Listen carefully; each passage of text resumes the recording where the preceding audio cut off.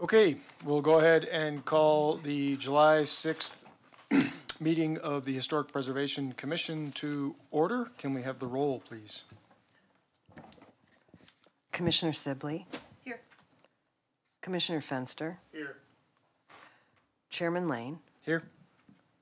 Commissioner Norton. Here. Commissioner Jacoby. Here. Commissioner Barnert. Here. Thank you. Thank you. We do have a quorum, so then we'll move on to approval of the June 1st meeting minutes. Do any of the commissioners have any comments or corrections on those minutes? And if not, I'd entertain a motion. Okay. Got a motion to approve from Commissioner Fenster. I'll second. And a second from Commissioner Sibley. All those in favor, please say aye. Aye. Any opposed? None. The minutes are approved. Report from the chair. I do not have anything tonight to report on, so we'll just move on to communications from HPC staff liaison. I don't have too many updates, aside from the fact that we have been in conversations with our general planning consultant and their historic preservation staff about getting work going on a survey plan for the city of Longmont. So that is, the wheels are turning on that. We just are working on some administrative and scoping processes with those. We did receive, I think I may have mentioned this at the last meeting, we have a proposal from Carl McWilliams on the Tower of Compassion Cultural Resources Survey, so we can set the framework for getting that landmarked, and just need to do some administrative follow-up on that and get some purchasing done and get things signed there. So aside from that, I don't really have any additional comments or items to report. Glenn? Yep.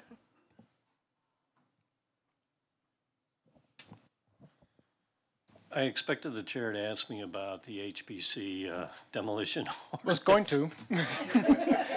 And so I'm prepared. I just got some changes from our city attorney, so it doesn't look like anything real substantial, so I'm going to go through that the next couple days. I'm meeting with them on Tuesday, so I hope to have them, plan to have them before you at your August meeting, and then we'll go ahead and move it right into city council's process. So hopefully August, September, in that time frame, hopefully we can get that vetted out with council. Okay, great. Yeah, that's good news. Thank you. Any commissioner questions for staff? No?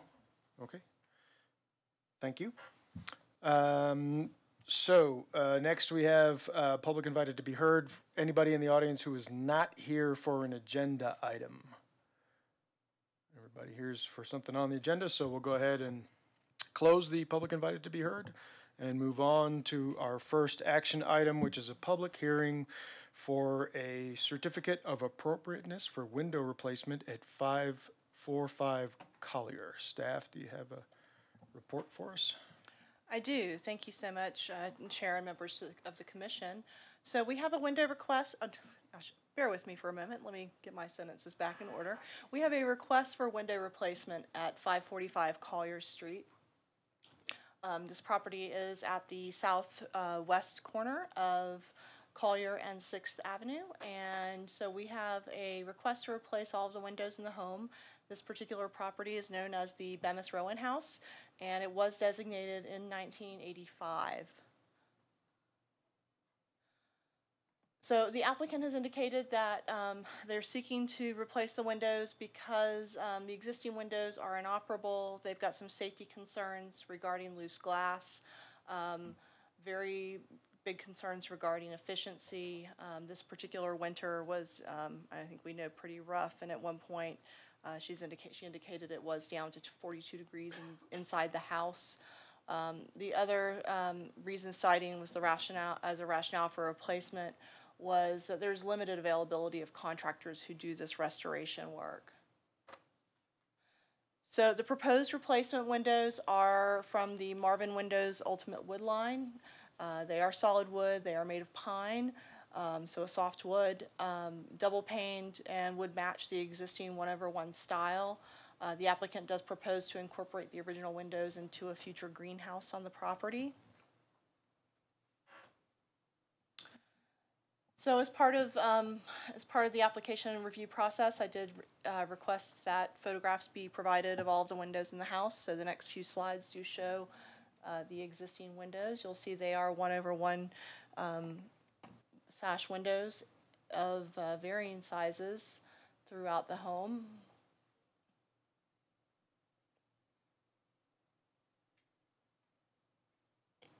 And these are included in my report as well.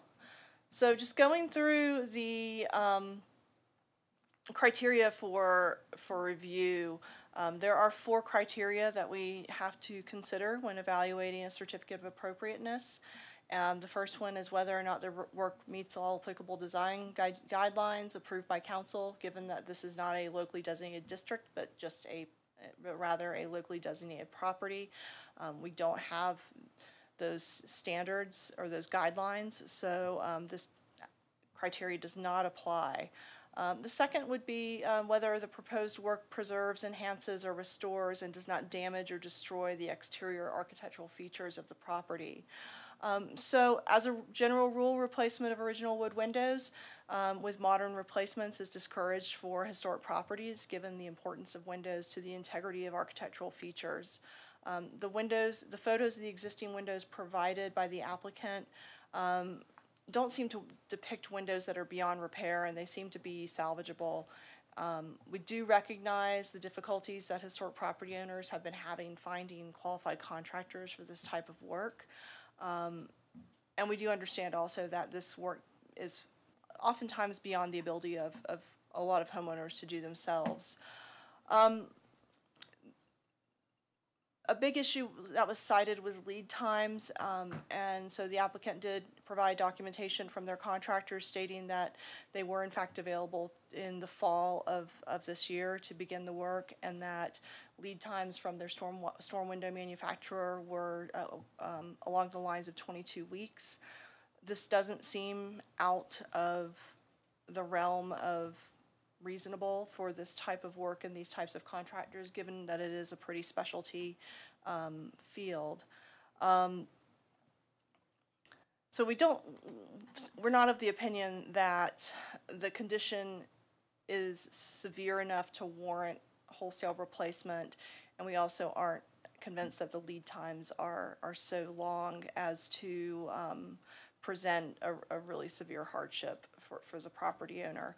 They may disagree with me, but this is my professional opinion on this. The third criteria that we have to evaluate is whether or not the work adversely affects the special character of the landmark. And so the windows would match this 1/1 style of existing windows, and they are wood rather than composite, aluminum, or vinyl. But we've had this discussion with this commission many times. Original windows are a really important feature of historic homes and should be preserved whenever possible. So we're not satisfied. We're not of the opinion that this criteria has been satisfied either. The fourth criteria would be whether the architectural style, arrangement, texture, and materials would be compatible. The proposed replacements are of the same style and of a similar material as the windows to be replaced. However, they are modern replacements. So technically, this criteria has been met in that they are similar in terms of the style and the materials.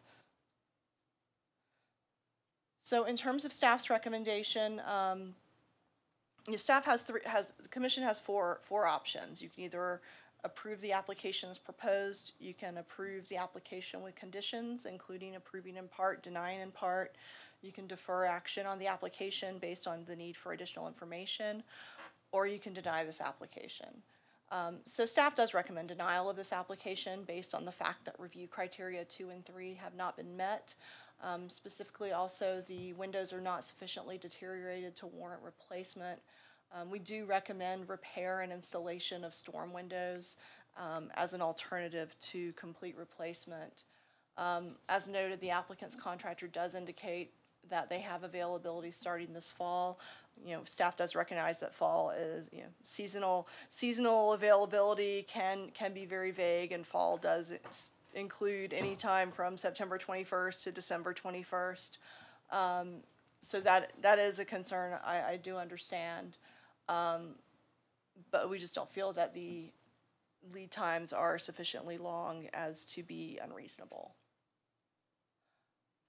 With that, I will open it up for questions. We do also have the applicant here to discuss their proposal as well. Right, thank you. Before we open up for the applicant, any commissioners have a question for staff? You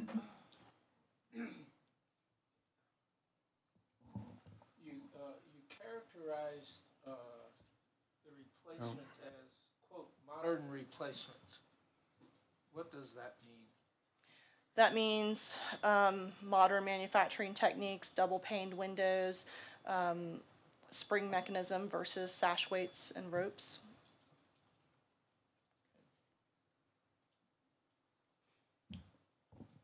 Commissioner Barnett? I'm trying to balance two different ideas. One is the comment that there is a lot of air coming through the windows and that temperature is very low in the wintertime, along with it isn't really necessary, they haven't deteriorated enough. And so I'm trying to understand from the staff's perspective, how are we supposed to consider when something is deteriorated enough? And that's first part.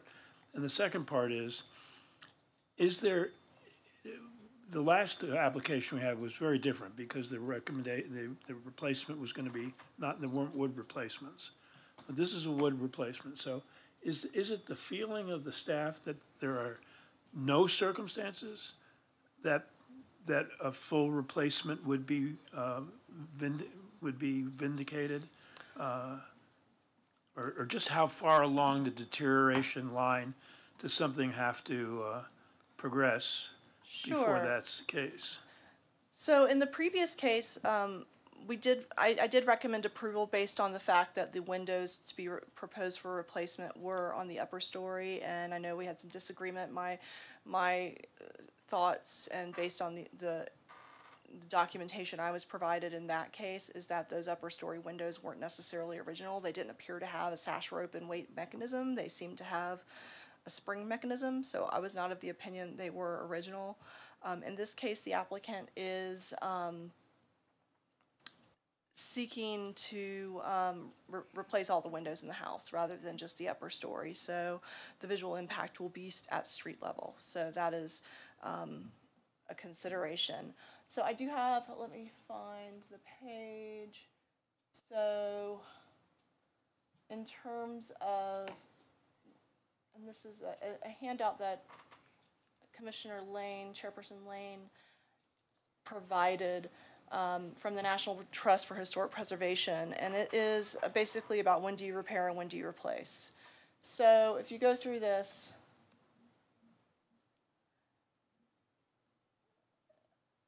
the determination is window A could be repaired. It has a loose meeting rail, some missing glass, that can be repaired. Ditto B, which has missing glazing. That glazing is a really big component of keeping windows airtight, and the exterior photos I was provided, it did appear that there was some glazing that was missing, and that needed to be replaced, and that's a very important part of keeping windows airtight. Speaking from personal experience on that one. So in terms of, really, of all of these windows that are shown on this document, the only one that was deemed replacement was absolutely needed. So window D, it says replacement likely. They were missing glass, but they were also missing the frames, so there really wasn't a lot to repair there.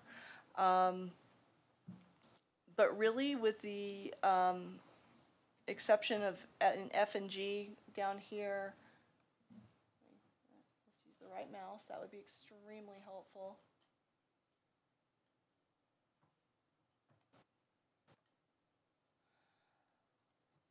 These are categorized as replacement is probably necessary. They're on the borderline just because the extensive nature of the repairs. So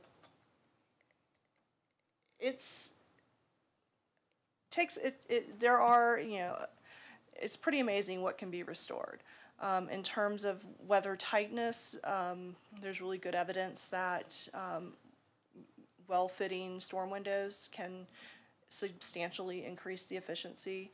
As stopgap measures, there are various films and stuff if you need a cost-efficient thing, but ultimately, replacing, reglazing the windows can go far for helping with some of the drafts. So, ultimately, from my perspective, I'm more inclined to support replacement of windows that are not historic or original to the home, which it wasn't clear that was the case back in February. These are very clearly original to the home in this particular property, and therefore, they aren't in such substantial disrepair as to require replacement. Okay. Commissioner Jacoby, you had a question. Yes. I know when we talked about the last set of windows, and I gave you a name of someone who rehabbed windows. You said the city has a listing of some people who repair them. Do we still have that list? Do you know how many names are on that list? So the city does not maintain a list per se. My practice is to refer people to the History Colorado contractor page, since that is a more robust page and encompasses quite a few contractors. Pretty much everyone who we've encountered at the Saving Places conferences are all on that list. Okay. The challenge is, some of them are in different parts of the state. Some of them only do commercial. And there are long lead times for quite a few of them, so. Yeah, I was trying to get a handle on how many people are actually available in the Longmont area. I don't have a number, unfortunately. All right, And that's really not something that's easy to track too, because they do come from other parts of the larger area. Okay. Commissioner Barnard, did you have another comment? Okay. I think, I'm on? I think Commissioner Jacoby's question is an important one, because we have to deal in the world of reality. And if there are, I don't know how we can get a handle on this, because if there's nobody available to do any of this work, then saying, well, it's a requirement that we have to have this work done isn't a realistic requirement. And we're basically saying that under no conditions will we ever approve them, because you can never get them repaired because there is no one to do that work. I'm not saying that's the case. And in fact, I was a little disappointed in the application talked about the ability and the time requirements for getting the windows repaired or replaced. But there was nothing in the application about any work that's been done or any evidence presented as to the any attempt that was made or what the reactions were from people who repaired them. So again, I would have liked to have seen that. It would have helped my decision. But on the other hand, I also think the other part is, what responsibility do we have as people who are enforcing something if what we're enforcing is not a realistic possibility? So if you look at, there's an attachment towards the end of the, let's see, it's before the Cultural Resources Survey, and that is an email between the contractor who the applicant, gosh, I'm trying to find it in the package now, it's kind of lost. Page 26. Thank you very much. 26? Page 26, yes, there is correspondence with Heritage Window Restoration, LLC, President Greg Connor, that they are booking new work out into the fall of 2023. Right, well, I'm aware of that. Yeah, so I mean, that's what we know. We know that in the fall of 2023, they can do a full replacement. But No, the- that's for the repair work. That's for, That's for the repair. It's a similar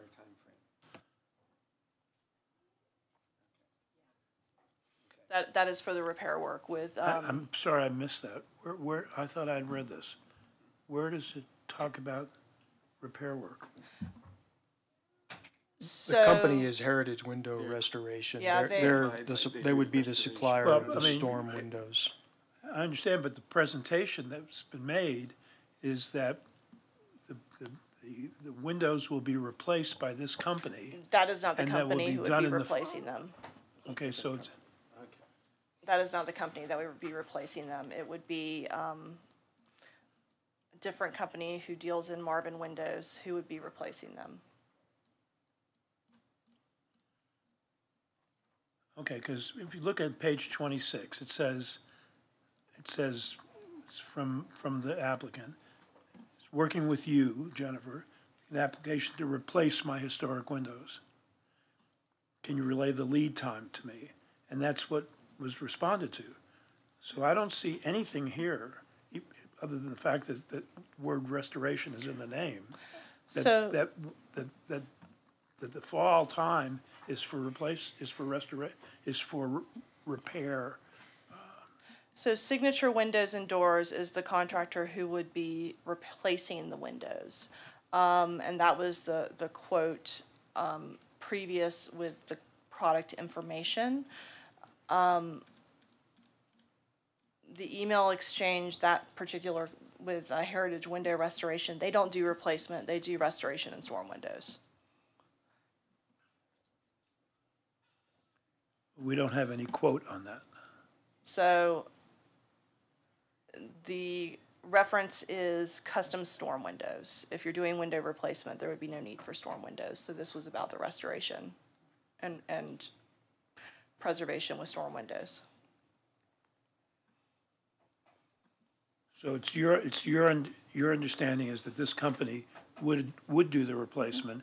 if, Or could do it? I believe, Commissioner Moran, I think we could get the applicant up here. They Yes. could have an opportunity to explain, and they could probably answer that question more clearly as well Yes. if we're good. If there's no more questions for staff, I'd like, if you'd like, you can have the floor. That's okay.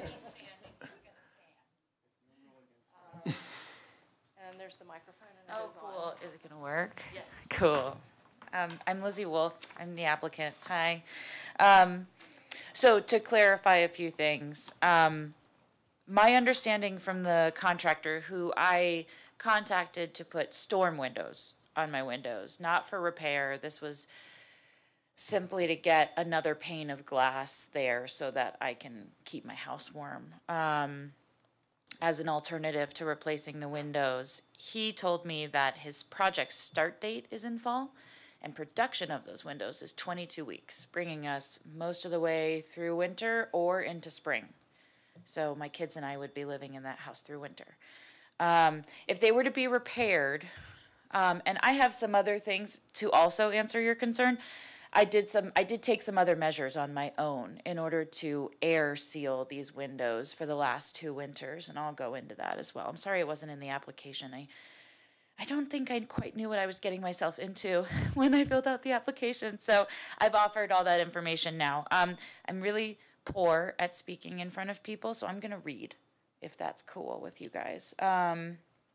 Okay, so it's important to me that I note initially that I have a passion for historic houses. This is not the first Victorian home that I've owned and restored, and it's why I own one. I love historic homes. I have a passion for it. Today, however, I'm here to present the facts of the condition of the home that I care for so much. We all know I want to replace my windows with double pane, all wood windows. She made that extremely clear with that wonderful presentation. If I had known that you were going to put the pictures on the presentation, I might have cleaned my house first. But I plan on replacing them with identical shapes, measurements, and pane styles. So fixative measures that I've taken to insulate my home in the winter include caulking the gaps in the windows to stop the air coming in. they're not operational anymore because they had to be caulked because there was air leaking in through my windows. But almost every one of my windows required caulk. I did that. It was mostly effective. So in addition to that, I sealed the interior with plastic coating to remove drafts. And many of those windows, the plastic like billowed out. There was definitely air coming in. In addition to that, I did professional weatherproofing of the front and back doors, which are original. Well, the front door is original. The addition is from the 40s, I think. So the back door doesn't really count as Victorian or historic. And then I did spray foam insulation in my crawl space to ensure that the heat was not coming out through my floor and through the foundation. These types of foundations are rocks put together, and so there's lots of gaps. You can see daylight through them when you're in my cellar. Well, not anymore. And professional operational window repairs done by Heritage Restoration. That's how I got this contact. I've actually already used him for some of the larger operational repairs on my windows, including broken glass, missing locks. I didn't have him reseal all of them and go through a full restoration because that wasn't financially feasible for me at the time. But I did have him address the larger issues that were more pressing. And then short-term measures that I've taken to live in my home in the winter with my children. Not bring my children downstairs unless necessary. And I really want that to sink in. My kids are 5 and 3, and they don't come downstairs in the morning. They cannot come downstairs without socks and shoes and coats. There was a point in February where it reached below 43 degrees. 43 was an average. I ran space heaters 24 hours a day for weeks at a time. Huge energy waste, huge expense, and it didn't even work. I ran my brand new energy efficient furnaces. I have 2 of them, one upstairs, one downstairs, at full capacity almost 24 hours a day. With these measures deployed all at once for the last 2 winters, the interior of my home has often hit lows of 43 degrees, as noted, thank you very much, and even saw below 40 degree temperatures in the really tough cold parts of winter. In the month of February, for 2 years in a row, my energy bill has exceeded $400. I have records of my energy bills if anyone wants them. I have them all printed out, proving obviously these spikes in cost. Okay, if no one's interested in those, and I understand because that's boring.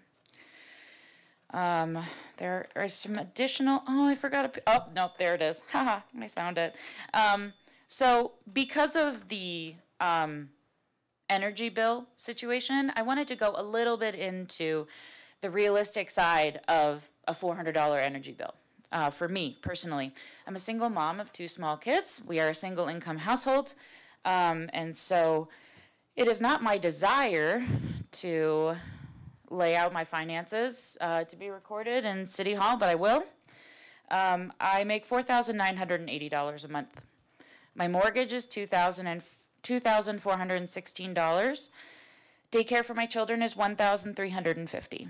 Those are my largest expenses. For everything else, food, clothes, bills, gas, insurance, incidentals, any kind of crisis that may happen, that leaves me $1,214. In the month of February, for 2 years in a row, 30% of my disposable income went to energy. If you do choose to take these balance sheets, you'll see that I struggled to pay them. There were a couple months where I was lapsed. I have no shame in admitting that. Financing windows will add $75 a month to my mortgage. I plan on taking out a loan for it. Far preferable to the spikes to $400 a month in the cold seasons, and similar heights when it's hot and my AC is running and the cold air is coming out of my windows. Okay. And then I promise I'm almost done.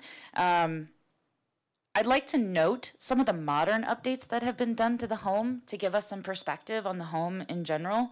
The kitchen and bathroom addition, about 250 square feet off the back of the house, was added in the 40s, as best I could find on the City of Longmont website, and it significantly changed the look of the house. We all agree that houses need bathrooms and kitchens, so seems reasonable to me. The garage was added onto the original outhouse, which is not on the register, but I think it's kind of cool. There's a woman door and a man door, and the woman door is slightly smaller than the man door. I thought that was kind of cool. But they added a garage on it in a haphazard way, and now it's unusable. It's a structurally unsound structure sitting on the corner of my property. But that was approved, or at least executed. I don't know if it was approved.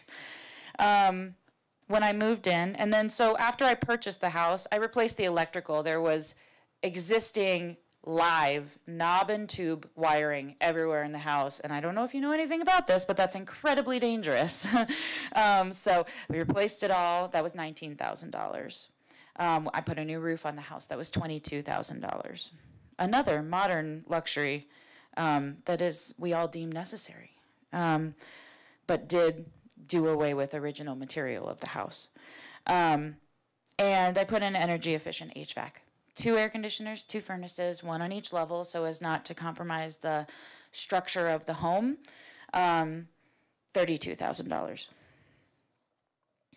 Okay. Well, I've already gone over the discrepancies in the report, the 22-week lead time. That's for storm windows. I think that's probably where the confusion came in. I don't know how long it would take them to repair the windows. I or Jennifer have not spoken to him about that, so we don't know. But the start time to scope the project would be fall, which, as you noted, could extend into December. What are calendars? Just kidding. Some of the things that I would hope would sweeten the application a little bit, that I've already offered to finance significantly more expensive windows for the sake of continuity. These are wood windows. They will not be removing any of the trim on the inside or the outside. That is additional labor, but it was well worth the cost.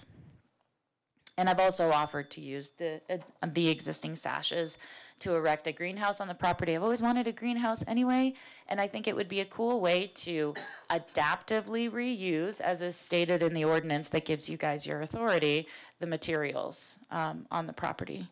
And also, like, put them on display, because they are really cool, however inefficient they may be. Let's see. I think there are 2 more points I would like to make, and they're short. I've already made this point, but they are the center of my entire universe. My children live in this home, and it's important that they are warm in the winter. I am a tax-paying citizen. I have lived here for over 13 years, and I've owned more than one historic home. I love historic homes.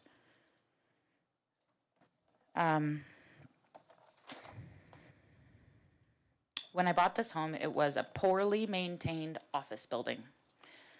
They did unspeakable things to the original materials in that house. I don't even want to get into it.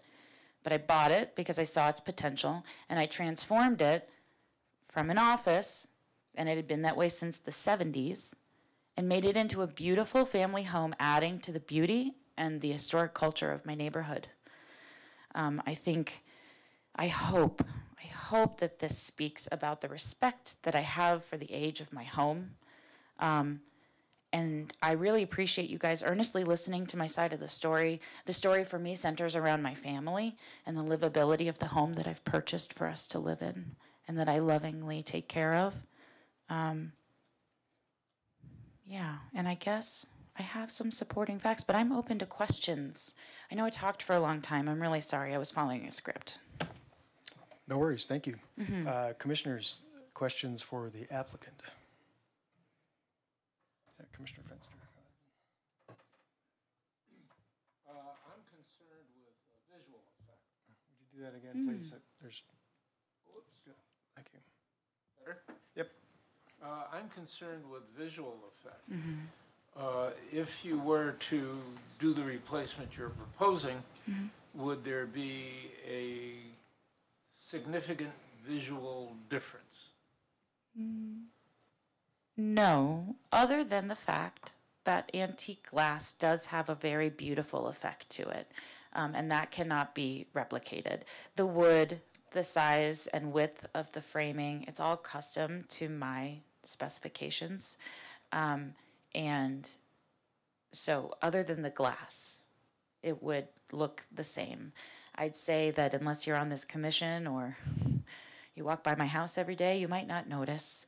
But that glass is beautiful, which is why I want to keep it on the property and do something with it.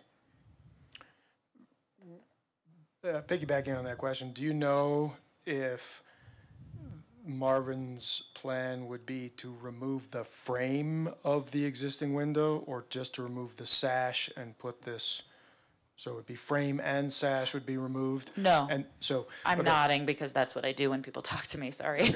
So the question is really, does the frame, in the replacement scenario, would the frame also come out, or would their new window in a frame, sash and frame, fit inside the framed opening? Their new window, the sash and the glass would fit inside the existing frame. All the trim work would be untouched. It wouldn't even need to be removed. They would fit Right, it but in. this is a subtle difference, but if you, right now, you have an existing frame in which the sashes sit.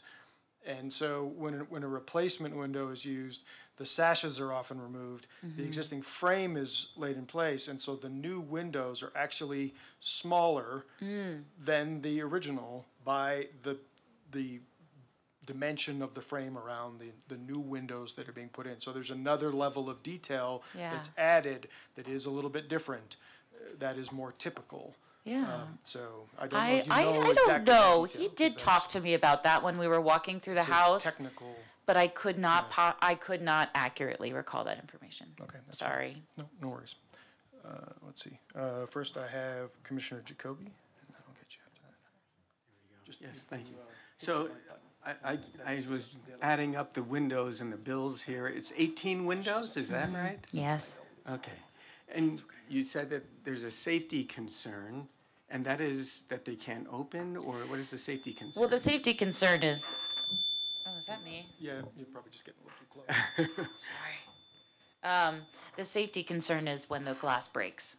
It breaks incredibly dangerously. I have small children, and they are head height or above the bottom of those windows. Well, I have noticed that you have beautiful poured glass windows. I mean, I live a block south, you have the same. Oh, in some cool. of them. Are all of them poured glass, do you know, or half of them still and half of them replaced at this point? Do you have any idea what?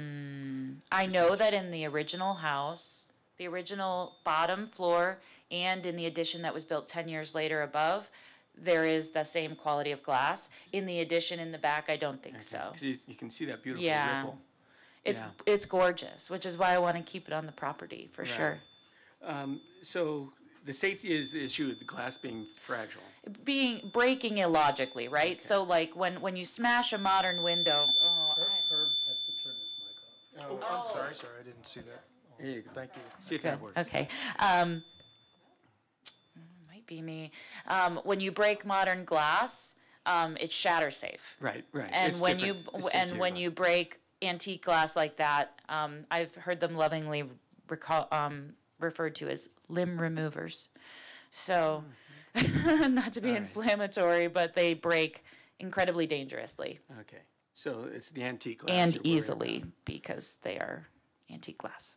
Well, you'd have to be careful in a greenhouse too. But anyway, My children don't live in a the greenhouse. inoperable windows. You say they're inoperable. Before you caulk them all shut. Is that right? Yes, most of them. I caulked them in between the two. Before you caulk them, Sashes. could some of them open, or did half of them open, or none of them? They were all open. Oh, they all open. They so all they were open. operable before the caulking. They open. They have Okay. gaps. They're They have lots they're of not gaps. lined up, right? Yeah, So yeah. my solution to that with my limited resources was to caulk them. Okay. I was like, "Oh no, it's cold out. There's cold air shooting into my house. I'll caulk it." That's how it went. All So right. Trying to think if there's other class questions. Safety and operability. I think that was it. Thank you. thank you. All right, thanks. Commissioner Norton. Thank you. So I'm incredibly sympathetic to everything you described. Also, living in historic houses and working in historic preservation, I'm slightly alarmed that what you described is not going to be fixed by this immense cost of replacing these windows. Have you ever had any sort of historic structure assessment or energy audit or something like that done to your house? Yeah, where they do the heat gun and they see where the heat's actually being lost. 'Cause And, I did and that. where, like, okay, and It was primarily through the windows. okay, that's with 2 new HVAC systems in the house and still unable to get up to 42, as well as some of your descriptions of like being able to see like chinking through your foundation and stuff. Knowing that oftentimes windows are not even old windows, even poor repaired windows, rarely account for the majority of heat loss in a home. Right, usually So- through the roof. It is. Yeah, and so both the attic walls and are the also crawl huge. space have been insulated with Okay. spray foam. Okay. Okay. You just might have some larger issues at this immense expense, and I'm saying this as a professional, to someone who's obviously in need of taking care in wanting to, and I totally recognize that. But I would want you, before you move forward with this, to recognize that what you've proposed to do today might not actually fix your problems. Yeah, that's my concern with actually the alternative suggestions. Yeah. You know, if replacing my windows won't work, a storm window's not gonna work. And fixing the operationability of the existing windows is not gonna work either. So what I'm actually, well, no, because what it will do is it will increase the efficiency, but if you're not losing the majority of your heat through your windows, like, it sounds like there's something else going on in your home. What could it be? Typically, it's often lack of insulation in the walls. That's the primary factor for loss of heat in any home. And what does one do about that with lath and plaster? That's always a great question. Do the best they can with what they've got, I suppose, would be window replacement, right? I can't Not break if- open my walls, can I? Yes. Yes. But what I'm saying is that replacing your windows might not fix your problem. You might still have huge energy bills. And so I think that thinking about the storms and maybe doing a cost-benefit analysis of what the storms and the repairs that staff has recommended might be a more reasonable option, and then thinking about where your actual heat loss issues are. So I've done my homework on this. I had someone come out and do a heat assessment. That's why I insulated my attic and my crawl space. Okay. And that's why I sealed the leaks with caulk and plastic as best I could on my own. I don't have the luxury of spending $20,000 on storm windows to then spend $45,000 on windows. I don't have that luxury, so.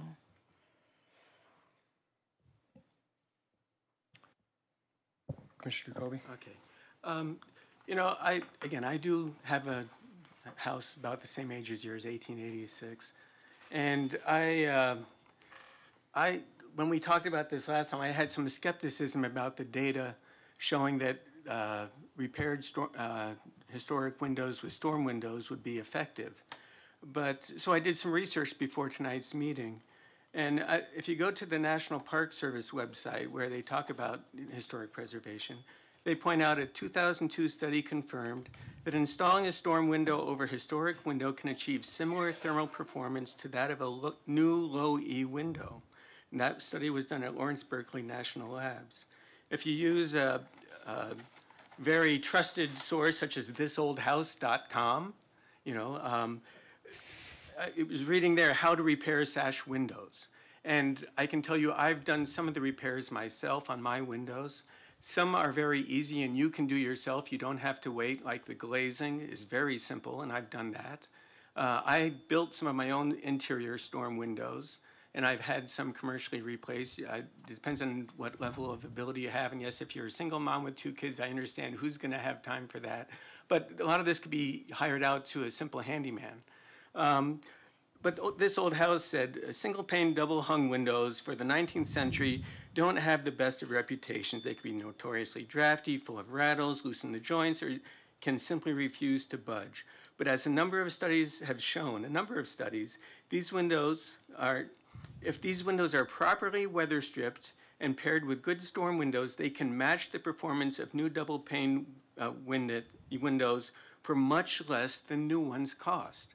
And you're saying that expense is a significant issue for you. And I understand, I think if you can get the same performance for less money, you're gonna do yourself a huge favor. When I had my energy audit, he said, yes, your windows are horrible, don't replace the windows, put in storms. I don't know what your energy audit said, but I'd go back and read it, because even if that's a primary source of loss of heat, it may still benefit you economically to put storms and have them revamped. I'm just saying, I don't know.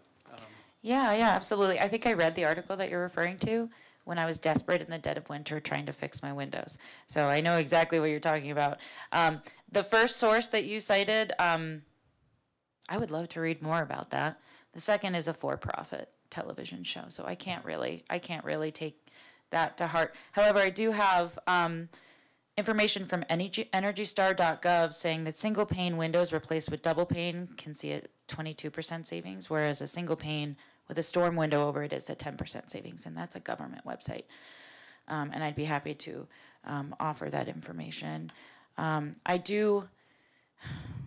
appreciate the idea that it's about cost savings for me, because it really is. I mean, at the end of the day, it's a one-income house. I love living in my neighborhood, and I would hate to be priced out, right? That's not what we want. We don't want normal people priced out of nice neighborhoods. And I don't think anyone really wants that. But it all seems a little bit like a gamble, doesn't it?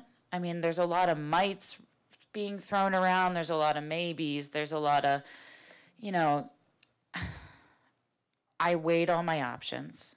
I looked at all these options. Every time Jennifer asked me, did you talk to this type of contractor? My answer was yes. Here's the bid that I received. I have looked at all my options. I've had the energy rating done. And for my home that I loved so much, this was the best possible scenario that I could figure out. None of us are window restoration experts, right? No, none in the room. So I guess we're all just operating off of the best information that we have, right? Are you? Are you? We work in historic preservation. Right, but you don't repair windows, do you? I don't. Okay, so I wouldn't call you a window restoration professional. So we're all just making the best assessment of the situation that we can, knowing that there are an impossible number of variables here, and no one really knows the answer because every website has different information. That would be my response to that. I've considered everything. And I was very frank with Jennifer in our email communications about why I decided against certain things. I was trying to be as honest and transparent as I could because I'm a human who really only has limited resources, and am trying to make the best judgments I can for my home. I can certainly appreciate that. I am a historic restoration architect, so while I have not physically repaired windows, I have been involved with many projects where others have. Mm-hmm. The Interior Secretary's standards, which are the standards that we are supposed to uphold here on this commission, is kind of our whole point, are pretty clear about windows being important and that historic fabric. Mm-hmm.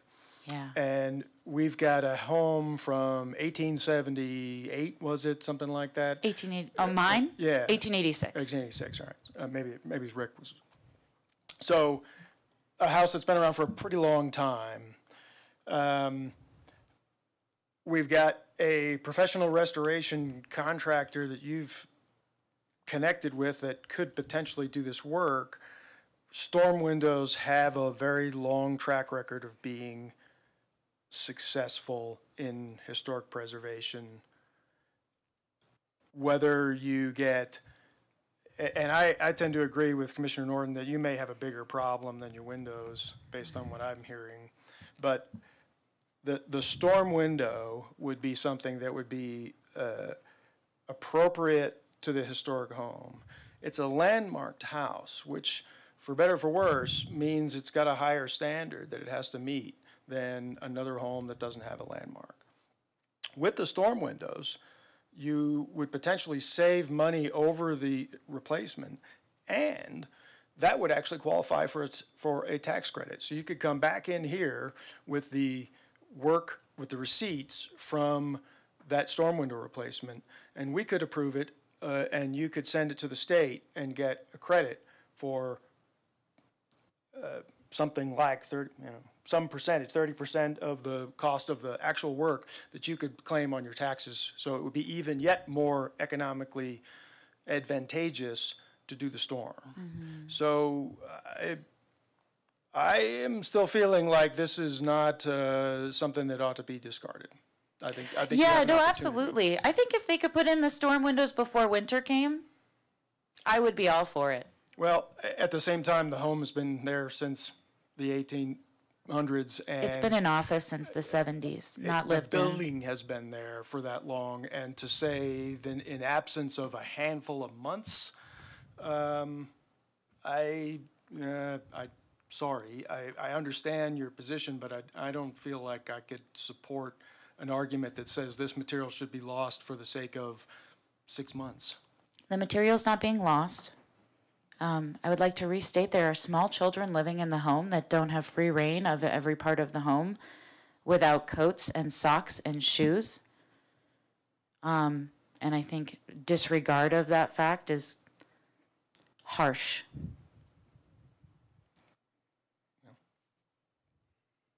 The storm window replacement or creation cannot happen until winter is almost over or spring. That's the fact.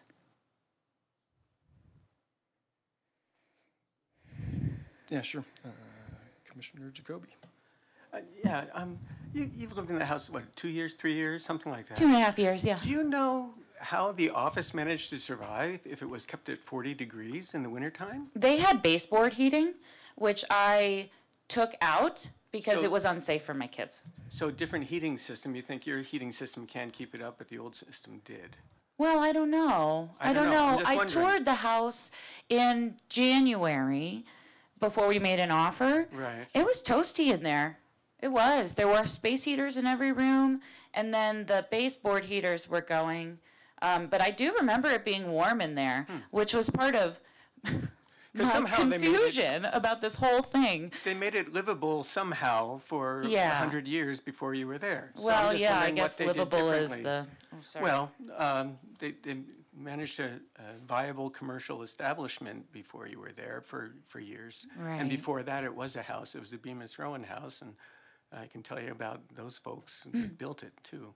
But they did manage to make it livable somehow, and I'm wondering what they did that you're not doing, unless it's the change in the HVAC system that is inadequate or something. I don't know.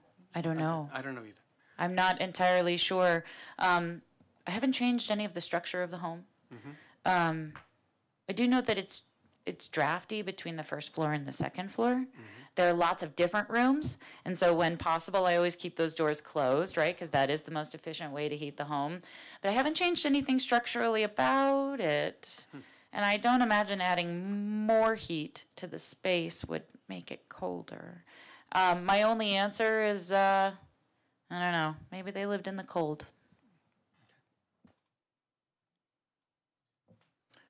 Any other questions for the applicant? All right.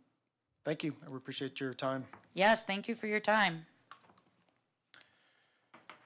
Okay, so with that, I need to officially open the public comment section of this. Is there anyone in the audience who would like to speak on this matter?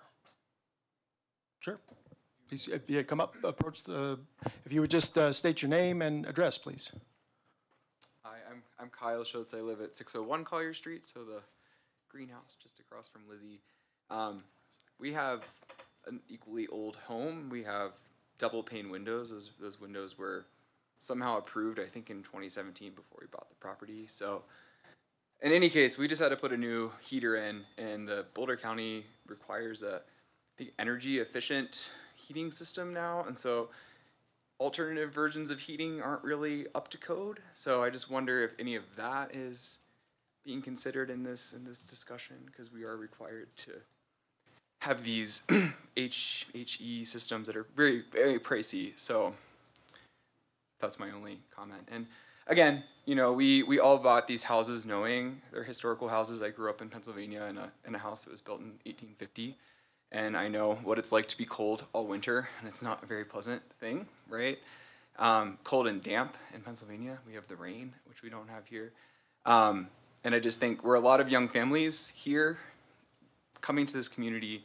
It's really important for us to live in these homes and to be part of this community, but we do have to modernize and we have to adapt. And I know that that goes against preservation, that's against the word itself, but ultimately, it's not very feasible for some of us. Financially, we don't have millions of dollars to do all of these things. And time, we're raising families. I'm working full time. You know, getting a contractor on the phone, like even just for a simple thing, we're having some plaster repaired. I mean, it takes months and to get people out there. And yeah, just to keep these things in mind about young families moving into the neighborhood and trying to balance your goals with our goals and making sure that we're all taking care of these homes. And that's all I have to say. Thanks. Thank you. Anyone else? No? Okay, I'll go ahead and close the public comment and leave it to the commission for any further discussion.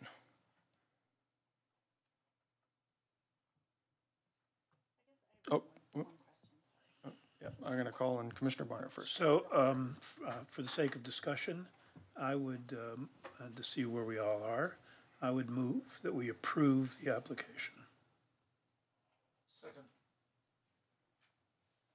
Okay, I have a motion to approve the application and a second. Further discussion.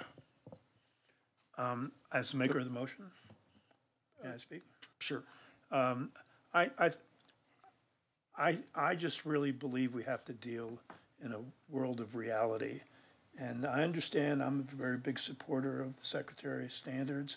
But I think that, you know, in a real world, we have to deal with people who have homes. And I really like the way that this application has been developed. I read it over the weekend, and I think there's a real effort being made to do what can be done within the scope of what's realistic to be done. And so I think we are a commission. We're not a rubber stamp. We don't just say, okay, boom, no, boom, yes, whatever. We think about things and we make decisions based on how we think they're going to work. I think we heard some opinions already on what people feel based on their own experiences. So based on my experiences and my understanding and my expertise as to why I'm here, I would ask for support of this motion. Further comment? Commissioner Jacoby? This is a very difficult decision because we clearly all want to live in very livable homes. We want warm children. We want this to be affordable, and affordability in Boulder County is crazy, even in Longmont. And I'm torn between the desire to help as soon as possible with the data that I've seen that says equal amounts of comfort can be provided more cheaply in a way that maintains historic preservation. That's what the data that I'm reading online says.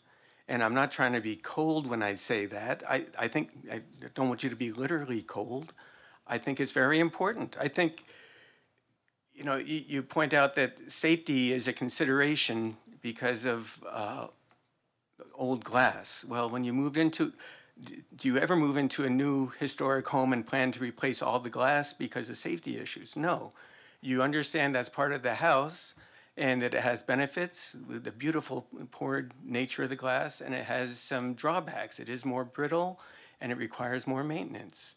And moving it to a greenhouse is not going to make it safer in your family, I don't think. But there's lots of ways you can look at the data and you can shape it and point it in the direction you want, but the data that I see that seems to be least biased is frankly what I'm seeing online. And again, I encourage you to look at the National Park site, Service site on historic preservation. And I think that we can achieve the same goals with comfort for less money by doing restoration rather than replacement. So I'm leaning towards not approving this for that reason. Not because I don't want to see you live there, not because I don't want to see you uncomfortable, but because I think you can achieve the same level of comfort more cheaply meeting the historic guidelines. Other commissioners? Yep, there we go. Okay, Commissioner Sibley. Thanks. I thank you for saying that, Rick. And I really appreciate all the things that you're trying to do as far as reusing the windows and replacing like with as close to like as you can. Those are all wonderful. And this is really, it's tough. We have denied similar types of applications in the past. Every time I go to any sort of meetings, conferences, windows are always the biggest topic. Once they're gone, they're gone. If it, gets moved to a greenhouse and something happens to them there, they're done. I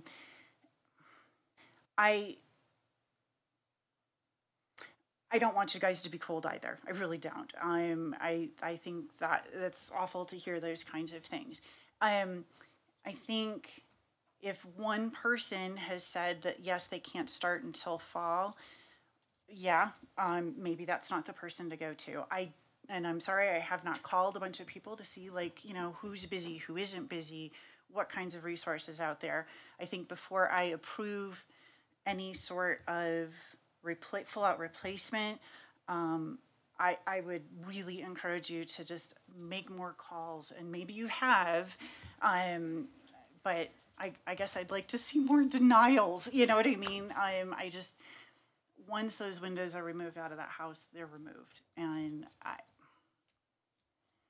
that's just like one of the biggest things that we hear in preservation, and so I'm having a real hard time saying yes to that. So that's really it. Any other comments? For my part, I couldn't support approval of the application. I think we, as a commission, have a very clear mandate to follow the Secretary of Interior's standards.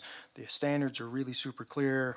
We have a path forward to improve the energy efficiency of the home in an appropriate way that's more economical, that is a win for everyone, and that is the path that's established for this, and we have at least one contractor that can do it, and perhaps there are others.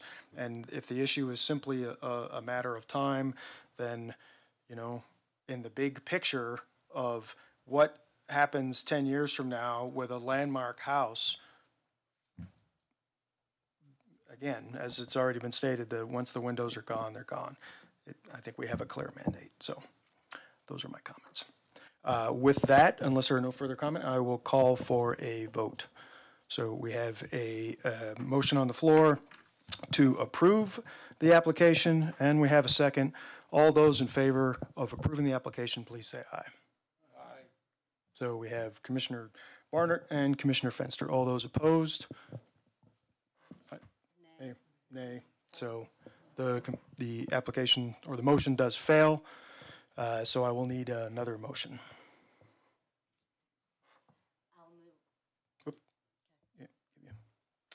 I'll move to accept staff recommendation and deny the application. Okay, I have a motion to deny from Commissioner Norton I'll second it. and a second from Commissioner Jacoby. Any further comment? Seeing none, I'll call for a vote. All those in favor of denial of the application, please say aye. Aye. All those opposed? No. Nay. Okay, so by the same score, we have, the application is denied 4-2. We would strongly encourage you to go out there and get those storm window quotes and then come back and show us that you put the storm windows in and we can approve a tax credit for you and you can get some more money back. And I think it'll work, yeah. Good. Where are you? Steve, I have a question for staff, if I may. Sure, I guess that's, okay. Glenn, you and I have had some back and forth correspondence on the question of last resort and when is a decision of different commissions, like the Planning and Zoning Commission is a last resort commission. If you don't agree with the decision of Planning and Zoning, your option is to go to court. You can't go to the city council. No, I don't remember it that way. If they're the final decision maker, like a variance, then you go to the Superior Court. Other than that, you appeal to City Council. Okay, so the applicant here has the choice of either doing a bunch of other stuff or appealing this decision to City Council. Correct. Okay. Just want to make sure the applicant knew that. All right, thank you. We do appreciate you coming in here. I know this is not what you wanted to hear, but we appreciate your time. Okay, we will move on to our second item on the agenda, which is new business, an update on the steam and sugar factory sub-area plan from Mr. Chacon.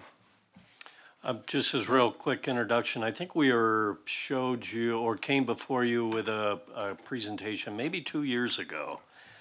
We've had some stops and goes with this project, primarily because we started, there was no interest in this area, and now there's a lot of interest in this area. So we've tried to mold the plan to kind of meet what some developer interest was showing us. And so we have a draft that is being reviewed by staff at this point, but we thought this was a good chance to come before you. So I asked Tony Chacon, our redevelopment manager, to present what we have today. And then ultimately we go to the Planning Commission, will give a formal recommendation, and then on to City Council. Great, well, thank you and welcome. Get the mic turned on for him. Get your mic turned on. My name's Tony Chacon. I'm the redevelopment manager for the city. And in conjunction with that, I also run the Urban Renewal Authority for the city of Longmont. And as Glenn mentioned, one of our major projects is trying to get the preservation of a significant portion of the sugar mill, if not all elements of the sugar mill, because if you may be aware, parts of it have either crumbled already or have had fires associated with it. So in that regards, we're seeing what we can do to move forward with preservation. So I'm here, this is called the Steam or Sugar Factory and Steam Plan. And just to let you know, sometimes we use different terminology. People will refer to it as sugar mill. We've been advised it's a sugar factory, but it didn't explain how on earth the road has always been called Sugar Mill Road. So just to let you know. So to this day, there's still confusion on that, but in reference to this plan, we're talking about the sugar factory. I will refrain from talking substantially about the steam area because I believe your interest is primarily with the sugar mill property itself and what that entails. So we'll be focusing on that as part of this presentation. So here you can see a layout of what I have identified as the sugar mill redevelopment area. It includes properties beyond those associated specifically with the historic buildings. It also extends out to Martin Street, portions out there, primarily because we do have development activity that's starting to take place in that particular area. And then we're also going out to the intersection of Third and Kem Pratt because we do have some development interest at that location. And just let you know why we would look at bringing those into this project or this project area is they have the capability to start generating revenue that we're going to need to make this project work. So some elements of the plan, the Sugar Factory plan that, and I'm talking about the plan now that the city is putting forth. This highly visible historic icon, which you all know that. Operations ceased in the early 1980s, so it's been basically sitting vacant for that period of time. Not totally true. The current owner utilizes it for his tinkering, so all the buildings are filled up with all sorts of equipment and such that he works on. So historic structures are still standing in varying levels of condition. And if you noticed, I didn't say in levels of structural integrity, because regardless of the brick falling down, it still has structural integrity because it's actually a steel framed member that the bricks effectively just filled in the voids between the steel members there. So all the bricks could fall down and you would still have the skeleton there. It's underutilized as approximately about 200 acres of undeveloped island in total, and that's all those properties I've been talking about. And with it, there are several what we consider large undeveloped areas that really offer a great opportunity to generate development around the historic buildings, then also help us produce that revenue that's going to be needed. And of course, it's within proximity to the historic downtown area. So some of the challenges, I think the photos alone most probably give you some idea about the buildings that we're talking about. So just let you know that condition there upper right corner, that's actually the interior of the main factory building. And that condition is on all 3-4 floors of that building. So it's a pretty significant problem. Some of the area challenges, annexation. So contrary to what a lot of people think, those parcels where the buildings are located and that large parcel just to the south where there's the metal shed and the outdoor storage, those are not within the city limits currently. And there's been a lot of reasons that have been put forth as to why the city doesn't want to annex it. At this time, the number one concern is the city then would have to take on responsibility for public safety and code enforcement. There's environmental contamination and unstable soils. So we have been working with EPA. They've done significant sampling in the area. They've done some phase 1 and phase 2 work and asbestos survey. And the estimate right now to clean up the property, including the buildings of asbestos, ranges from $30 to $50 million. So it's not cheap. Now, the question would be, why would you look to preserve those buildings with that cost estimate? Well, the reason is, even if you demoed it, you'd still have to incur a significant cost on the asbestos remediation. You just can't knock it down. So, and on the other side of the equation too, is if it starts falling down and gets exposed to the elements, we have that possible problem regardless too. So that's why we feel it's a little important to start focusing on this area right now. The demolition removal of the internal building equipment, there's just massive equipment in here that has to come out. There are boiler tanks as big as this room, 20 to 30 of them, and they're all on upper floors. Nothing's on the lower floor. It's all on the upper floors. There's 2 large boilers that used to fuel this plant. They have to come out, and all this equipment is laden with this asbestos insulation product on it. Other challenges, of course, we have the rail tracks immediately adjacent and the sewer treatment plant. Those make a wonderful environment for housing development. Historic building reuse is unknown at this time. So given its present condition, it's really hard to figure out what you can put in there We've had ideas ranging from markets, farmers markets, to just general retail markets, restaurant space, hospitality, possible hotels, and so forth. But right now, it's up in the air, and so without any prospective tenants, it makes it a little harder to move forward with any development at this location. And believe it or not, our development standards don't necessarily align with the vision of what this area could be. So, for example, street widths. Our current development requirements have these massive street widths when we're trying to create a tight-knit community that would promote pedestrian activity and so forth. Lack of access and infrastructure is virtually non-existent. There is one large main sewer trunk line that runs through the site, but beyond that, there is nothing on the site that could service any kind of development, so that would all have to come in. And large mining and wetlands areas. So the southern part by the rail tracks is actually part of mining rights.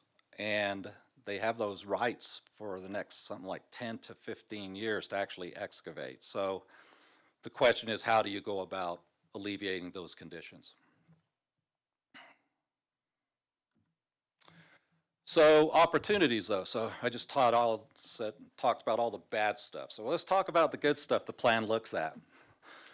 So again, number one, preservation and reuse of the historic buildings. We feel as staff it is very critical, and I would contend that the community is behind this. It's critical to try and preserve as many of those, and restore as many of those historic buildings as we possibly can. Okay? And just for information, if you're not aware, the plant was actually built over a number of years and added onto, so there is no single architectural element on any of those buildings. They're all have a distinct period of time and a little variance accordingly. Connectivity and enhancements to the open space in St. Vrain. We see that in our planning effort to better get across the tracks down to the St. Vrain Creek. Right now, it's pretty much landlocked accordingly. Looking for incorporation of sustainable practices, whether that be energy or whether it actually be the type of building materials. We're trying to push long-term adaptive reuse or reuse long-term on some of these buildings that would be built. Possibility of a visually appealing gateway into the city. Even though it's well into the city limits, it really is the first visual you have of Longmont from the east. Center of social and cultural activity, that's what we're looking for. Agriculture and historic education and programs. And so one thing the plan looks at is how can we build on the history of its agricultural base and not necessarily having production of agricultural product, but some support or educational component that would bring that to the attention of the general public. So yeah, we're talking about making this a nice part of the community, but we also want people to understand it did have a history associated with it. Improve connectivity to downtown. Right now the rail tracks are a big obstacle towards that. Really, the only way you can get to downtown is go up to 3rd Avenue and then down 3rd Avenue. And at that particular location there, the traffic speeds are such, they're not very conducive to bicycle and pedestrian movements. So that would be one factor in this plan. And then qualities for, it qualifies as an urban renewal district and TIF funding. So we have done a blight study, what they call a condition survey now. It's also a blight study. And the area, believe it or not, qualifies as blighted. And therefore, we can expand, upon annexation to the city, we can expand that area into the existing urban renewal district or create a separate, distinct one for that particular area. And with that, then we would be able to access what is known as tax increment funds. And that's effectively the taxes that are generated above what is currently collected as the development proceeds. And we believe on full build out, it could bring several it could bring excess of about $80 million that we could work with to help make this project happen. So again, the sub-area plan priorities, of course, you've heard this, housing. And so the plan is looking at promoting a diverse range of housing affordability. So I don't want to say it's affordable housing, but we need some elements of the lower income housing as well as some of the higher income housings to allow them to balance out. Transportation, as noted, we need some better connections between the various main roads in that general area. And that includes, of course, trying to work with the railroads to figure out how we get across the railroads, or the notion has actually come out, the possibility, and it is referenced some in the plan, that the possibility of negotiating the railroads relocating somewhere at some point in the future. We haven't started that yet, but it's a hope. And then development. This connectivity talks about primarily to the development opportunities, not only at the sugar factory area, but the steam area, in that there is high level of development interest in both those areas right now. And so what we don't want to do is create these islands of new development that are not integrated with each other. And so that's what we're promoting as part of this sub-area plan. Community is basically building into any new development these active spaces for people, and culture and arts is one element in that. And then sustainability, again, is trying to work towards a sustainable environment. Just let you know, one thought we actually have from an energy standpoint is the proximity to the wastewater treatment plant is such that you can actually get heat off the pipes that actually can serve a community there, which is rather interesting. So again, the sewer plant has a negative connotation, but actually may have a favorable, and maybe not just towards the development there, but if some agricultural elements like greenhouses and stuff were built into the project, that would be a good source of heat. So, as I mentioned, development requirements are such that it kind of imposes some challenges to getting the vision built in this particular area. So the plan talks about some proposed code modifications. Number one is increasing the allowable building heights. There are restrictions that effectively limit housing to about 5-6 stories, but there may be interest, Well, but if you have affordable housing, and he adds them on all the time for me. We stand there with our hands going, oh, and if you do this, that's it. But generally, the building height limitation is really challenging, and particularly as it relates to the factory itself, because that factory actually stands higher than what a 5- or 6-story building would be. So that's one thing we're looking at is building heights. Most probably, a little less restriction in the steam area because it's at a lower elevation, but we're also looking at it on the sugar factory also. So consolidation of the utility easements into the right-of-way. So right now, for example, the city's electric utility, in addition to right-of-way, asks for a 5 to 10 foot easement outside the right-of-way.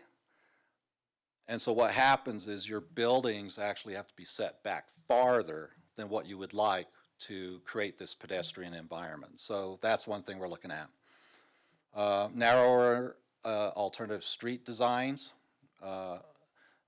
either reduce or eliminating the parking requirements, because one thing we don't want is a massive sea of parking, surface parking, and the cost to build parking garages is astronomical right now. It's about $40,000 a space. So the other option is let's see what we can do to minimize the parking need and capacity there. Regional storm detention and water quality. So we have a great opportunity in that the city owns land on the south side of the rail tracks. That's sandwiched between the rail tracks and the St. Vrain. and actually provides a great opportunity to put in a high-quality wetland area, and so we're looking at that. Permit consolidation of smaller parks and plazas. So within the code, there's a requirement for developments to provide public spaces, and so some of these don't make sense on smaller developments. And so the idea is let's figure out how we collectively put them into one location so that you have a 1 acre or 2 acre space for people. And then we're looking at the possibility of a regulatory overlay district to give us more specification to the type of product and how it would be laid out. And then the plan has a recommendation that the city revisit the Metro District Ordinance. So right now, the Metro District Ordinance does not allow that district to encompass residential or include residential unless it's less than 50% of the square footage of the commercial, which effectively makes it impossible to utilize it in any reasonable capacity. So that's something that we will be resurrecting, hopefully, with the city council, at least for a discussion. And you would ask, what's the reason for that? Well, that's one way we can build all the infrastructure and not put a significant burden on the back of the city. Infrastructure and funding that's covered in the plan. We're looking to identify needed area-wide public infrastructure improvements. So the plan does detail a roadway network, a generalized roadway network, for example, within which you would lay the utilities. It talks about pursuing public-private partnerships. What that effectively means is that we're out there partnering with the developers, where they bring maybe 3/4 of the equity towards the project, and then the public entities, primarily the Urban Renewal Authority, would bring maybe the other third. Looking at the potential creation of a special financing district, whether that be a metro district or other, such as a general improvement district. And then again, incorporate the area into an urban renewal district that would get us to the TIF funding. And then also pursuit of environmental and infrastructure grants and loans from foundation, state, and federal agencies. And for example, the federal EPA has a grant to help fund remediation. The caveat being that the municipality actually has to own the property. And of course, we don't own it right now. So for example, we'd have to figure out a mechanism to be able to pursue those funds. But there is some money out there, and it's little bits here and there. You know, it could be through the historic funds that are out there if they choose to pursue that route. And so it's critical. So every few $1 million helps. That's the way I'm putting it. Hopefully you brought your checkbooks. I have the donation pan in the back on the way out the door. Yeah. So the plan also looks at some land use character and urban design elements, historic restoration and reuse and promotion, higher density mixed use development. That would hopefully lead to some level of affordability.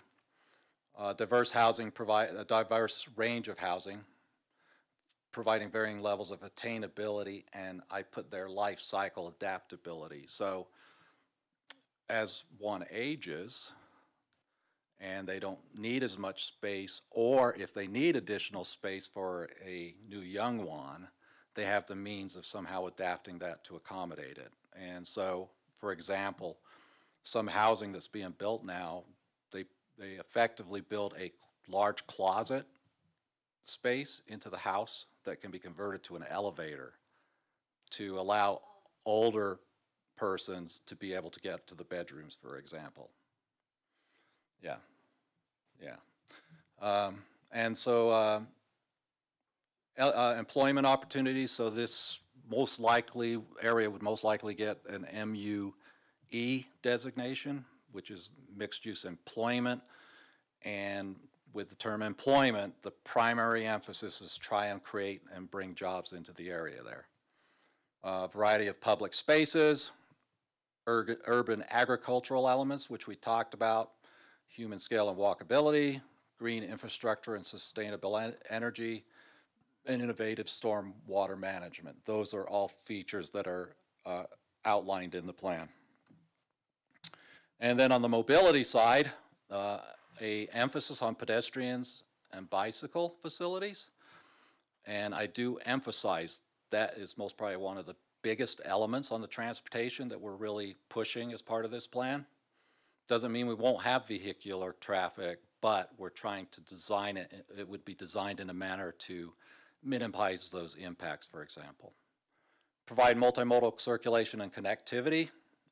There is the thought that can we possibly extend either bus service or, when rail ever comes, rail service to this particular location. Reduce parking demand and capacity, enhance connectivity to the various streets and greenways, and then pursue and incorporate public transit and micromobility measures, and then pursue at-grade or grade-separated crossings of the rail tracks.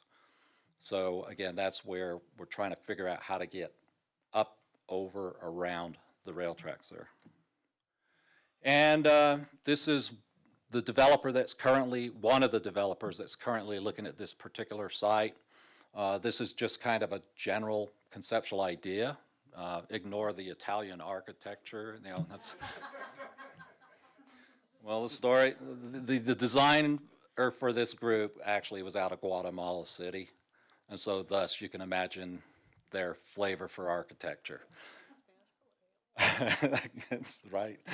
And so, but yeah, it's, you know, I think it does give a generalized idea of how that area could become a robust and active part of the Longmont community. And with that, questions and comments, and you can send them to my email that's posted up there. We could I probably guess I'm not gonna get any comments. We could probably bribe Glenn to get us your email. But thank you. Thank you. Appreciate that. Glad to answer any questions you may have. Yeah. Let's see. Commissioner Norton, did you? Yeah. Thank you. Thank you so much for your presentation and for the materials in our packet. I actually really love the direction this is going, and actually a lot of the things I love about it have nothing to do with the historic preservation, but I feel like Longmont is really thinking in like some very contemporary, cutting edge, like urban planning ways with trying, you know, smaller streets and more mobility, and so I really like this direction, and I also appreciate the challenges that the sugar factory poses, and I appreciate that that is still a concern that we maintain that, because it really is iconic for Longmont. So that's all. I just think this is really cool. Let's see, Commissioner Jacoby. Thank you. Yeah, two comments, I guess. I'm not a planner. I wish I was. But you mentioned that wide streets, no. But wide streets and then a setback for utilities as a hindrance for walkability. But all of our downtown has very wide streets and then quite a setback to the sidewalks before we get to the property proper for the homeowners. And it's quite walkable. And I'm trying to think, what makes that walkable despite the wide streets and the setbacks? And I'm thinking it's the trees and the heterogeneity of the neighborhood. We're so close to retail, and mixing retail with housing in very close context might make it walkable despite wide streets and setbacks and whatnot. So that was the one thought. The other thought was one I shared with Glenn a while ago, just the tin shed. There was some talk a while ago about making an indoor athletic arena. And I thought, what a perfect purpose for a huge tin shed, and that could be part of the public space, you know, and who knows, maybe you could even put some solar cells on the top of it and make it renewable energy. So that, just thoughts on the thing. Yeah, if I can respond to that. So yeah, right now, the city manager is in discussions with the developer about that potential reuse of that building there as one option. The intent within the plan would be to preserve as many of those buildings as possible. But, so that would include the tin shed. But it can't, we can't say that the tin shed could go away, but there is an opportunity to maybe even preserve a portion of it, because if you're familiar with it, it's kind of two buildings put together. The northern portion is a little bit smaller, but it still has that kind of architectural image. So there's options relative to its utilization, and not to say dismiss that would be an important element or not. The plans would accommodate it in place or some modification therefore. But it's truly in the interest to try to preserve it if possible. Thanks. Commissioner Sibley. Nope, you lost you. Sorry. Yep. Here we go. Too many buttons. Too many buttons. So first of all, hurry up. Because because this sounds like a really fun place to retire, and I only have so many years. No, teasing. The other thing is I come from the Detroit area, which, as anybody knows, never had any issues with blight or anything. So that is a little different than here. But I used to do a bunch of tours of the Eastern Market area, and this makes me think of that because, it was, beer factories and cheese makers and, and all these different things. And, in some places there's actually people working and selling stuff in retail, but then also there's all these factories with these little tiny narrow streets. What a fabulous place. And a lot of that stuff is being redone, well, has been redone. And so I look at this and I go, oh my God, to have that in Longmont, how exciting. So I love this. So thank you. And if I could just add to that, this project would be the first project in Colorado that preserved one of the sugar beet plants. Yes. All the other ones are getting torn down because they cannot find any viable reuse for them. So that's why, in part, we're strongly encouraging reutilization of these buildings. Fabulous. I still remember the first time driving into Longmont and seeing all that and going, whoa, look at this. So. Yeah. They go back that far. It's definitely an iconic road. What kind of jobs would you envision happening there if that's really a primary component? Well, again, we've talked about kind of the agricultural theme, and so one thought is that we go out and look for some of these ag research firms. So, for example, there's actually an internationally owned seed company in proximity. It's called Magno Seed. They're owned by some Swedish firm, large company. And so we'd be looking at the possibility of trying to attract a single user or two, or, maybe a handful that are involved in seed research. Not necessarily Monsanto, but I understand that's a no-no. Yeah. But there's that element. You may not be familiar, but a couple years back we had Urban Land Institute do what they call a technical advisory panel, and that was led by the individual from Colorado State University that was involved in the National Western Stock Show. Project, and to tell you the truth, we're using that as somewhat of a model for the energy component, because they do that. They use the sewer heat. But having that tie in to CSU and their research component is a good possibility also. So, of course, there's most probably going to be a lot of like retail trades, hospitality trades if we get a hotel and stuff like that, but we would still like to pursue some of these higher earning and professional jobs in the area there. And I think the premise we're working from is if we can get that building cleaned up and restored, then it makes it easier to go to those type of groups to say, what do you think? Because then it's like, oh yeah, I can see the vision, as compared to the one slide I showed you, which is, yeah, I can't see the vision because of the holes in the floor and all the equipment down there. Yeah.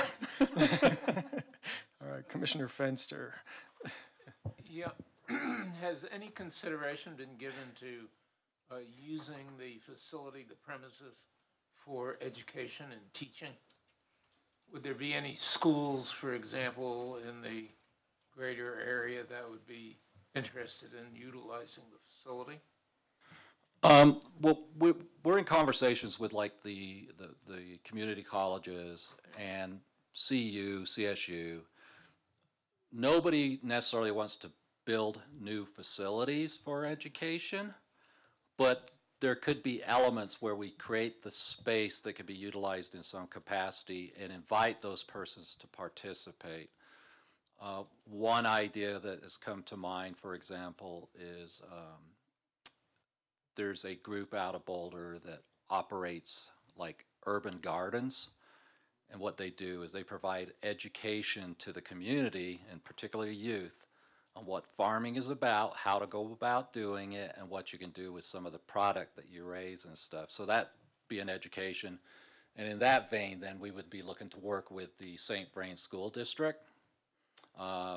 We've talked about it, could it be an agricultural innovation center to some degree as compared to their other innovation, which is technology, right? Yeah. So yeah, we definitely want to figure out how we integrate some educational components into the area. So not agriculture, but another really large kind of adaptive reuse and development project is going on in Trinidad with an arts district. And so that might be a really good model. There's a lot of public-private partnership money involved in that as well in historic preservation. That is a Miss Dana's last name, who did Lodo. Thank you, yes. It's too late in the evening. Dana Crawford's involved in that, so there might be some other good models. I'll keep all of my ideas to myself because ideas are a dime a dozen, but I know you need like executable stuff.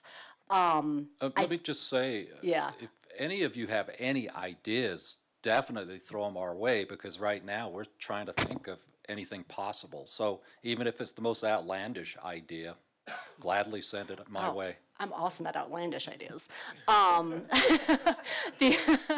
The less outlandish one that I would say is, especially with CU Boulder in such close proximity, yes, we have a huge ag and a really big ag history, but we also have a really big space industry here, and there's a history of that not only in the state but smaller connections with Longmont. Those folks are always looking for space, so those might be some potential partnerships. I'm like my urban planning, I'm on the periphery looking in, but I know those folks exist. My other question was going to be, as exciting as all this stuff is, some of the ideas about like hotels and music venues and these bigger things, can Longmont sustain that? Like, can we, if we build it, will they come, or is it? Do we have studies on that kind of stuff? Well, I think hospitality first is, first of all, the hotel industry is such that they're not going to build if they don't feel they're going to be able to fill the spaces, number one. That's the corporate entities. However, there are boutique builders out there, of which we're having build one in downtown here that we never thought would come to the table. And so there are a lot of those type of enterprises that are looking to basically build, 100 rooms thereabouts, which could be built into a facility like the sugar factory. So hospitality, I think people, we can easily fill space if it's built. On the other side, like anything related to culture, performing spaces, things like that, I think a lot of it's going to be based upon the scale of it and what that niche opportunity is. So, I don't think Longmont personally could ever take on the Denver Center for Performing Arts, right? I mean, competitive-wise, you're not going to win. But if you look at Fort Collins, for example, they've become the hotbed for small indie bands touring Colorado right now. It is the #1 touring city in Colorado for small bands. And that's because they have a multitude of smaller venues that they're able to provide for those parties. So we're not saying the sugar mill necessarily have some big facility, but we believe it has the opportunity to have some elements that could kind of broaden our capability to host those type things. Do you know how much square footage of existing, even potentially usable building there is offhand? 200,000 square feet. Yeah, that's not small. Yeah, although a lot of that under its current structure, especially in the larger building, it's really not full square footage because it's got big open void areas for 3 stories. So they're not just wall-to-wall concrete, basically.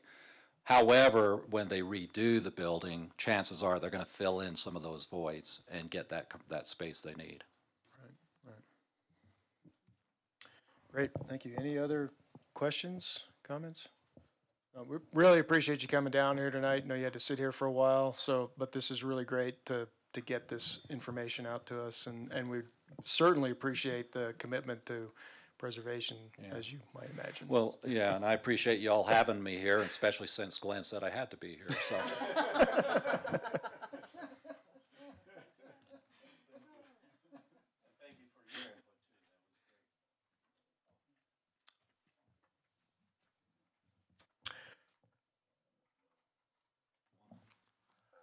We are trying to host tours. We've gotten most of the city council through. There might be opportunities if you're interested to take a walkabout. It's a climb because they bring you all the way up and all the way down, but there may be some opportunities open up. I think the person who has under contract would really like to have eyes on the site, and so you know what we're dealing with. But I don't know if anything's being scheduled now, but we'll. No, but I talked to one of them. He said anytime you want to put this together. So maybe if you want to converse about it, and if so, then we could arrange for something.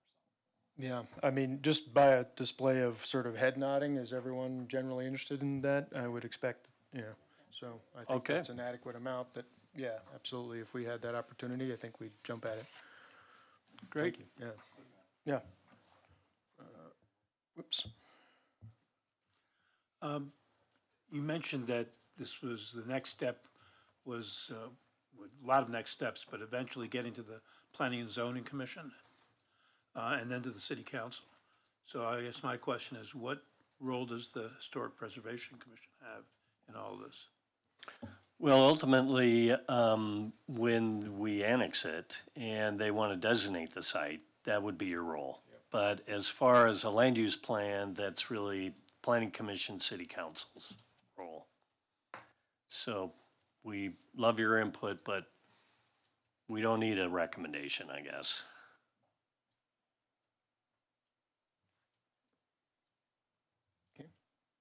Great. Excellent, thank you, appreciate that. Let's see, running through the rest of the agenda, we do not have any prior business, so that leaves us with simply any comments from HPC commissioners. Anyone else have something they'd like to add? Mr. Commissioner Jacoby. At the risk of making the meeting longer, we over the last half year we've talked about code revisions, and we've talked a little bit on the side about the conservation overlay that the Historic East Side is trying to put forward, and I did mention that it's been difficult to practically use.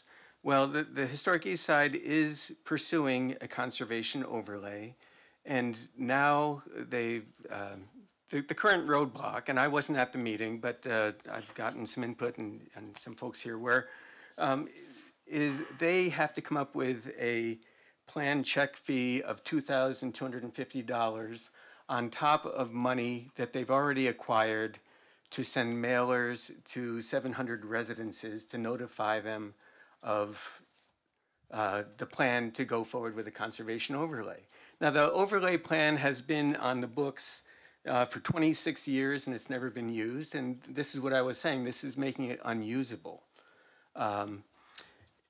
they're going to go forward to city council is the plan, and ask for the fee waiver. But that's solving the problem, maybe, if city council agrees, for the east side. We need to fix the conservation overlay, I think. So I was thinking, I would like to make a motion that we recommend to modify, now the city code, let me back up. The city code talks about development to a large degree. It doesn't talk about not developing. You know, that's not what code's about. And so it's set up, it mentions in many places that 501c3s get exemptions, but neighborhoods aren't 501c3s, and unfortunately we don't fit in under an umbrella organization. And there are also exemptions for affordable housing. But there's no mention for a way for historic neighborhoods to move forward here. So I would like to make a motion that we recommend to modify the city code. While we're talking about redlining and changing the other code, make a recommendation to modify city code to allow the planning director to also be able to waive the plan check fee for city designated neighborhood groups that are in good standing, that have no regular sources of income, such as homeowners associations. Because the east side, the west side, most of the older neighborhoods that could use this have no source of regular income, and this is not practicable for them to use. So I think if we could get that added to the code. Now, I looked at the fees section, and it talks about, again, 501c3s and whatnot. It says that commercial structures may not be eligible, talking about structures for building, but may be eligible when under other provisions of this code. If we put this in just the conservation overlay portion of the code, that the director has the authority to waive that fee, it would be much more approachable for multiple neighborhoods. So what I would suggest, because I don't think this particular point of the agenda is appropriate for that, is that we talk about potentially putting that on the agenda for next month's discussion so that staff can That at would be least fine. Yeah. have a little bit of a educated response, and we have a You time can all for. think about it and Right, look into there's it. time for debate and so on. So I don't have any problem doing that. That would be great. I would be happy with that. And at one point to think about also is, should I recuse myself from a vote in such a motion? Because I am working with the East Side neighborhood to get this approved, but we are working through a different pathway. We wouldn't be using, the code is going to take a while to change, and the neighborhood doesn't want to wait, and they're going to go to city council. So should I be recusing myself in the vote? I don't think so, but I leave that up to you, and I'll go by everyone else's judgment on that. But we can talk about it at the next meeting. We can talk about it next meeting. Put it on the agenda for the next meeting. My gut reaction would be no, because it's really just a discussion that the HBC is having about whether or not we think, as a commission, we want to make a recommendation to somebody else who's going to have to act on us because we don't have the power to do it in the first place. Right. Okay, great. Okay, thanks. Thank you. Any other commissioner comments? No? Okay. Thank you all. We do not have a city council rep here with us tonight, so that leaves us with a motion to adjourn. Moved by Commissioner Jacoby and seconded by Commissioner Norton. All those in favor of adjournment, please say aye. Aye. We are adjourned. Thank you.